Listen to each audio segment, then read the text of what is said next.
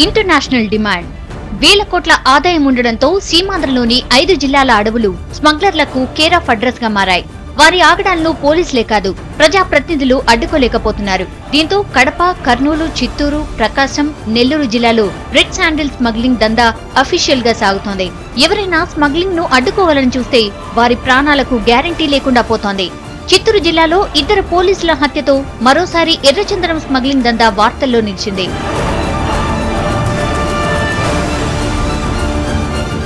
చిత్తూరు జిల్లాలోని శేషాచలం కొండల్లో 4755 చదరపు కిలోమీటర్లు ఉన్న అడవుల్లో ఎర్రచందనం విస్తారంగా లభిస్తోంది. అడవిలోకి స్మగ్లర్లు చొరబడ్డం, చందనం చెట్లు నరకడం, వాటిని రహస్యంగా హద్దులు దాటించడం ఇక్కడ కామన్. పోలీసులు ఎన్కౌంటర్లు చేసినా పరిస్థితిలో ఏమాత్రం మార్పు లేదు. దీంతో ఎర్రచందనం అక్రమ రవాణా నిరోధానికి స్పెషల్ టాస్క్ ఫోర్స్ ఏర్పాటు చేసేందుకు సర్కార్ నిర్ణయించింది.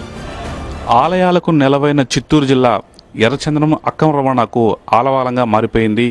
గత కొన్నేళ్లుగా చిత్తూరు జిల్లాలో ఈ రెడ్ శాండిల్ స్మగ్లింగ్ యథేచ్ఛగా కొనసాగుతుంది.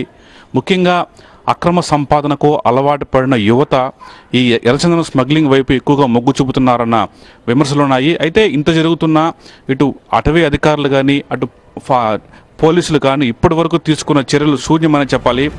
చిత్తూరులోనే కాదు కడప జిల్లాలోనూ రెడ్ శాండిల్ స్మగ్లింగ్ భారీ స్థాయిలో జరుగుతోంది. ఇక్కడి నుంచి గతంలో చెన్నైకి తరలిన ఎర్రచందనం ఇప్పుడు ఢిల్లీ, కోల్కతా, ముంబై దాటి ఇంటర్నేషనల్ రేంజ్ లో అక్రమంగా ఎక్స్పోర్ట్ అవుతోంది. ప్రధానంగా కడప జిల్లాలోని 8 డివిజన్లలో 10,000 టన్నుల విస్తీర్ణంలో ఉన్న ఎర్రచందనంపై స్మగ్లర్లు గురిపెడుతున్నారు. దీన్ని అమ్ముకుంటే ₹1,00,000 కోట్ల ఆదాయానికి ఛాన్స్ ఉండడంతో ఎంతకైనా తెగిస్తున్నారు.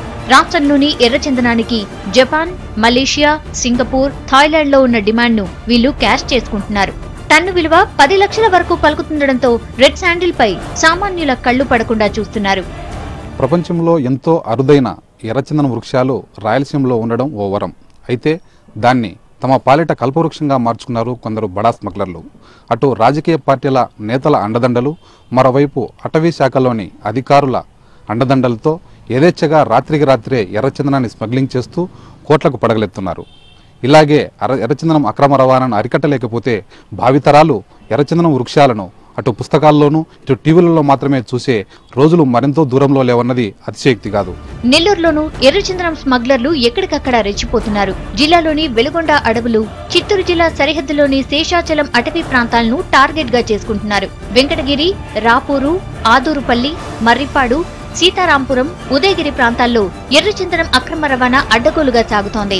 తక్కువ ఖర్చుతో కూలీలను రిక్రూట్ చేసుకుంటూ దందా కొనసాగిస్తున్నారు. కొన్ని చోట్ల అధికారులు, పోలీసులు కూడా స్మగ్లింగ్ దందాకు రెడ్ కార్పెట్ పరుస్తున్నారు. కాదు కూడదు అంటే ఎంతటి వాడినైనా అంతం చేసేందుకు స్మగ్లర్లు తెగబడుతున్నారు.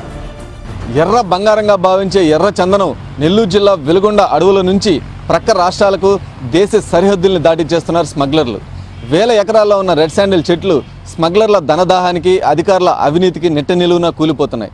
ఈ స్మగ్లింగ్ వెనుక రాజకీయ నేతల హస్తం ఉండడంతో ఇటు పోలీస్ శాఖ, అటు అటవీ శాఖ కూడా వారికి సహాయ సహకారాలను అందిస్తున్నారనే విమర్శలు కూడా వ్యక్తమవుతున్నాయి. కడప, నెల్లూరు, చిత్తూరు మాత్రమే కాదు ప్రకాశం, కర్నూలు జిల్లాలోనూ ఎర్రచందనం స్మగ్లింగ్ అడ్డు అదుపు లేకుండా సాగుతోంది.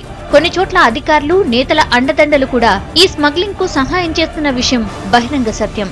కానీ నామమాత్రపు చర్యలు తీసుకుంటున్న ప్రభుత్వం స్మగ్లింగ్ ను పూర్తి స్థాయిలో అరికట్టడంలో ఫెయిల్ అవుతోంది.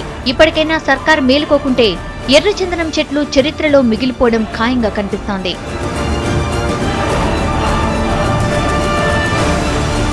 కెమెరా పర్సన్ ఉదయ్తో Murali, V6 news, Tirupati. Camera person జాయిస్తో అశోక్, V6 న్యూస్, నెల్లూరు జిల్లా. కెమెరామెన్ రామచంద్రతో ప్రసాద్ రెడ్డి, V6 న్యూస్, కడప.